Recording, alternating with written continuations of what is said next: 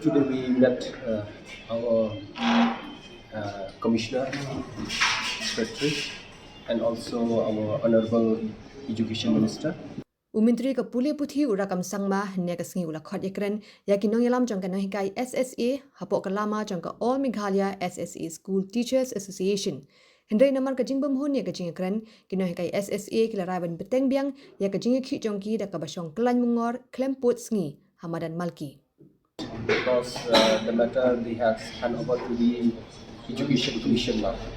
So they are waiting for the report from there.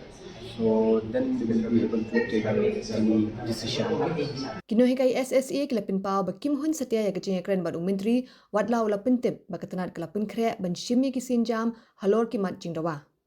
Kumban chukdo ka All Meghalaya SSA School Teachers Association kelas dang ka jingiakhi naduk ka shitrik urisau Madan Malki bandawa na ka Sorkar Jylla ban kentiu 6% ketulam.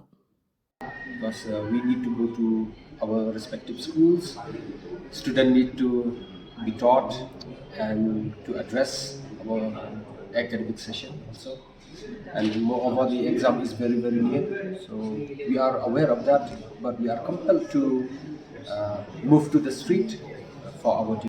President ka All Meghalaya SSA School Teachers Association Bah Peter Tyrniang ulaang bayakamat jingdawa jok Nonghikai SSA la shimdi daka Education Commission kabadang penkre ikjing kam hynrei kat bang ngimpat hun ya kajing kular Nonghikai SSA kindang yai bteng ya kajing iakhih Madan Malki.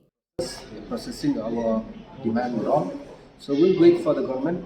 Let's see for a few more days. He has assured us that in few days they will be able to table the